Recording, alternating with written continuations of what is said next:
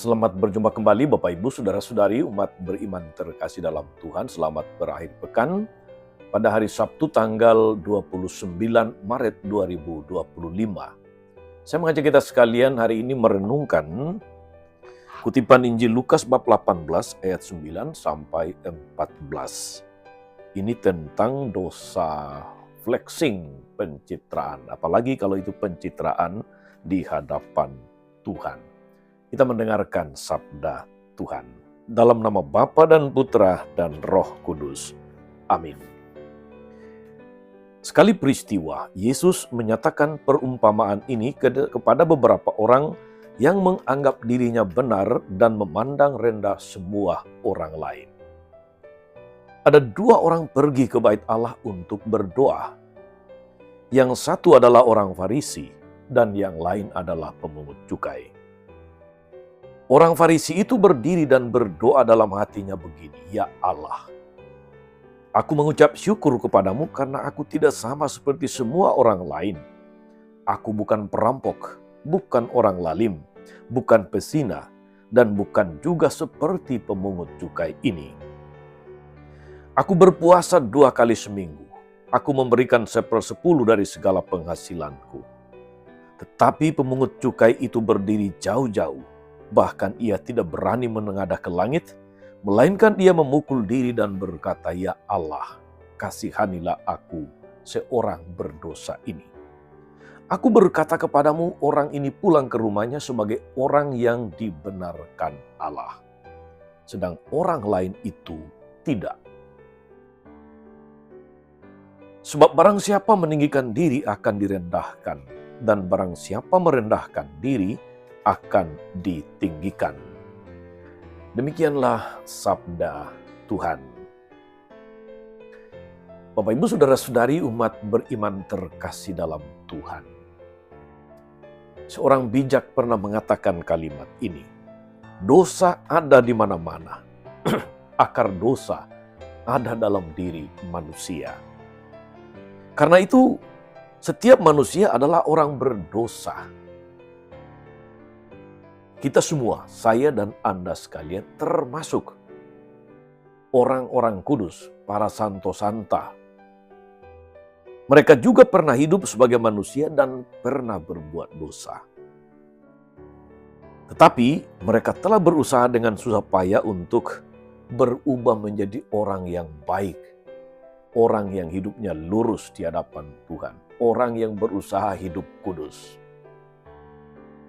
Karena itu saudara-saudari, Santo Agustinus mengatakan satu kalimat yang saya pikir sangat baik. Orang kudus punya masa lalu, orang berdosa punya masa depan. Kalimat itu benar saudara-saudari karena mengungkapkan jati diri kita manusia sebagai orang berdosa dengan macam-macam kelemahan, dengan macam-macam kerapuhan, ketidaksempurnaan kita. Dan karena itulah kita diajak untuk belajar dari orang-orang kudus, teladan hidup mereka, teladan pertobatan, di mana mereka kemudian akhirnya meninggalkan dosa-dosa, meninggalkan masa lalu dan meretas jalan kekudusan. Saudari-saudara, umat beriman terkasih. Walaupun demikian kenyataannya, tidak semua orang berani mengakui bahwa dia orang berdosa.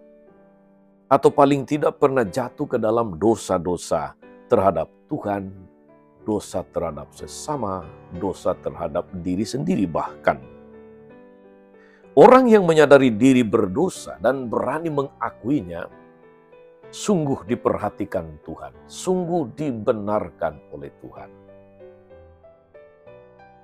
Ia mengakui diri sebagai orang lemah, sebagai orang berdosa, karena dia sungguh-sungguh membutuhkan pengampunan dan pembebasan dari dosa. Saudari-saudara, penginjil Lukas menampilkan tokoh pemungut cukai sebagai manusia model yang dibenarkan Allah karena kerendahan hatinya. Dia berani mengakui diri sebagai orang berdosa. Maka kalimat yang dia ungkapkan sangat singkat. Ya Allah, kasihanilah aku ini seorang berdosa, dan bahkan tidak berani memandang Tuhan. Karena mengakui, menyadari siapa dirinya di hadapan Tuhan dengan macam-macam kelemahannya. Sedangkan seorang Farisi malah tidak dibenarkan oleh Tuhan meskipun dia sampaikan begitu banyak kelebihannya. Tindak salehnya dan sebagainya. Bagaimana kita dengar dalam kutipan Injil tadi. Dia tidak dibenarkan Allah karena kesombongannya, karena sikap tinggi hati, karena pencitraannya, dosa pencitraan di hadapan Tuhan, karena flexingnya, mengungkapkan segala macam kelebihannya, segala macam kesalehan pribadinya, segala macam tindakan amal kasihnya, segala macam kesetiaannya menjalankan hukum-hukum, peraturan-peraturan hukum Taurat. Bayangkan saudara-saudari, saya ulangi supaya kita menyadari betul dosa pencitraan atau flexing yang tidak dibenarkan oleh Tuhan ini. Aku mengucap syukur karena aku tidak sama seperti semua orang lain. Kalimat pertamanya, aku tidak sama seperti orang lain. Dan dia sungguh-sungguh meninggikan dirinya sendiri. Aku bukan perampok, bukan orang lalim, bukan pesina, bukan juga seperti pemungut cukai ini. Bahkan di rumah ibadah pun dia masih merendahkan orang lain yang juga sedang berdoa, yang sedang menghadap Tuhan. Aku berpuasa 2 kali seminggu. Aku memberikan perpuluhan dari segala penghasilanku. Bayangkan saudara-saudari, yang ditampilkan, yang disampaikan kepada Tuhan adalah segala macam dalam tanda kutip prestasi. Kelebihannya di hadapan Tuhan. Apakah Tuhan sangat terpesona dengan semacam laporan pertanggungjawaban ini? Atau yang saya sebut sebagai dosa pencitraan, dosa tinggi hati, dosa kesombongan, dosa flexing? Tidak. Karena Injil tadi mengatakan kepada kita, dia tidak dibenarkan oleh Tuhan. Yang Tuhan benarkan justru orang berdosa, yaitu pemungut cukai, yang menyadari segala dosanya, yang menghadap Tuhan dengan hati yang remuk redam. Kasihanilah aku, seorang berdosa ini. Saudari-saudara, umat beriman terkasih, percaya pada diri yang berlebihan atau secara berlebihan sambil menganggap rendah atau meremehkan orang lain merupakan suatu sikap hidup yang tidak terpuji di hadapan Tuhan, yang tidak dibenarkan oleh Tuhan. Apalagi di depan mata sesama. Sikap pamer kelebihan atau flexing tadi, pencitraan tadi, dan mengungkapkan kelemahan orang lain atau merendahkan orang lain, itu adalah sikap yang tidak beradab dan tentu bukan sikap seorang beriman.